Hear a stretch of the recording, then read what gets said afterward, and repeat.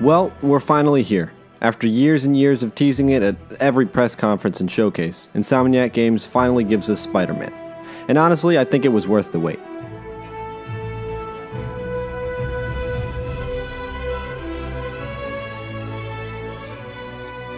Okay, so the story of Spider-Man starts off with Peter Parker already in his 20s. He's no longer a teenager and he's a young adult.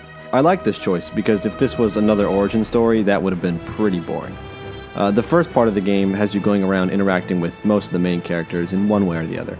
It's pretty standard stuff with lots of easily predictable parts. Thankfully, it's very well written and voiced, so despite these predictable moments, it's still entertaining. The voice actor for Spider-Man was particularly good, but the rest of the cast was great too. However, as the game progresses, the story does pick up a bit, with some fantastic interactions between Peter Parker and MJ.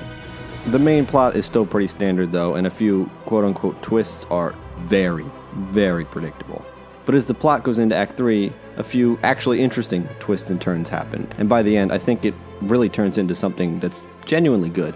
It ends on a very strong note, and it leaves me excited for a possible sequel. I also love how, even though they introduced a lot of different characters and villains, they dealt with them in the game, so it actually felt like a complete story on its own, not just a setup for a later game. And minor spoiler warning, but there are some slow stealth sections where you play as other characters briefly. Some people didn't like these sections, but I thought they were fine. I mean, yeah, some of them were kind of bland, but it was an interesting way of going through the game without just, going into a 5-minute cutscene. A few of these sections during the late game I thought were really good, however, as they not only had some great story beats, but were a bit more interesting gameplay-wise. Overall though, I thought the story was very solid. A few minor bumps and very predictable moments, but the writing and performances really did make everything still entertaining.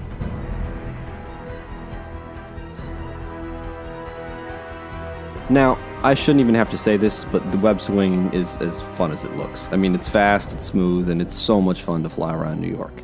The combat is also really good, and it's very similar to the Batman Arkham games, but the web swinging and web gadgets bring in some new interesting ways to approach combat. I thought all the different web gadgets were really fun to use, and I think I pretty much used every one regularly during combat. And you could do a lot of really cool things. I could stick an enemy to an object and then throw that object at a different enemy. The special suit abilities, on the other hand, weren't quite as good. It's not that they were bad or anything, it's just that a few of them were much better than others, and I only ever used maybe 2 or 3 different abilities throughout my whole playtime. Also, combat, at least for me, was relatively challenging at first, but as I got used to it, I was able to pretty quickly master everything. I would definitely recommend playing on hard, as it will offer a decent challenge up front, at least with the regular combat, because the boss battles were pretty tame in terms of difficulty. They were still usually entertaining, but I think once I got used to everything, I only died once total on all the main boss fights. The last 2 boss fights in particular were really good though.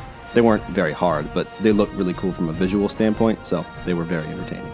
Besides all the main stuff though, the game boasts a lot of different side activities. The collectibles and photos were pretty simple and fun, but the Taskmaster challenges were definitely the highlight. These were the best side missions by far, as they made you complete some different time trial style challenge. Some had you chasing drones, some had you defusing bombs, others had you taking out a group of enemies, and all of them had to be done as fast as possible.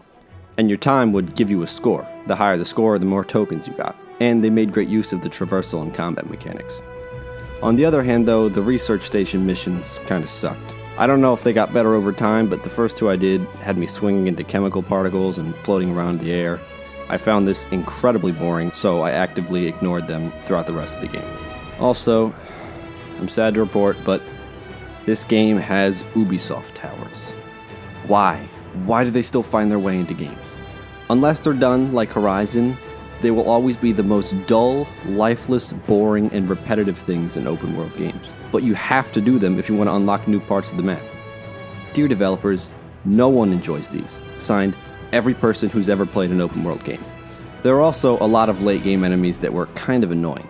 Once you get into Act 3, a lot more bad guys appear around the world, meaning you literally can't go 10 seconds without either someone shooting at you or some crime being reported.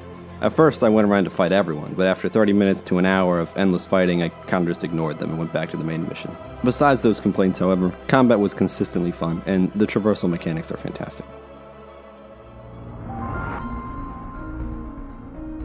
Now, this game looks amazing. You can all easily see that, even with these so-so 720p captures. The lighting in particular I thought was really well done, and the game world looks interesting at all times of the day. The world also has lots of small details throughout, and it's a really good recreation of New York. You can wave to people on the street and you'll be greeted back with some cheers, as well as some classic New York hellos where they just yell at you.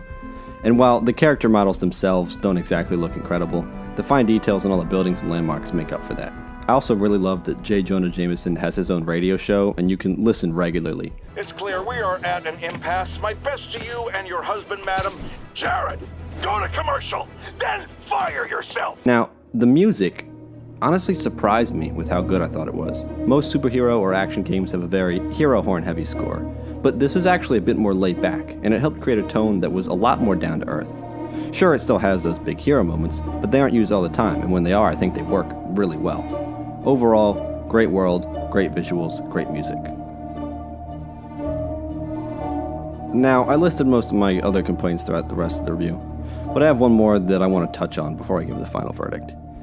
And I'm talking about the loading screens. Man, there are a ton of loading screens in the game.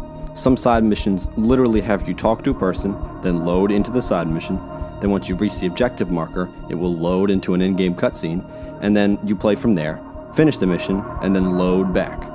3 loading screens for something that was no longer than 5 minutes. And if the mission takes place at night, and you try to complete it during the day, it will make you wait through another loading screen where you have to wait for the time of day to change to night before you can, start the mission. Then, once you finish, you have to load back into the day before you can continue playing the game.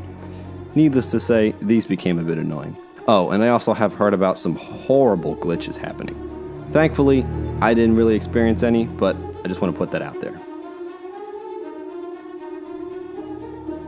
Overall, Spider-Man is a must-have game if you own a PS4. It boasts gorgeous visuals, really fun mechanics, and a solid story too. It comes with some problems, but it's still a great game that's worthy of the praise it's getting.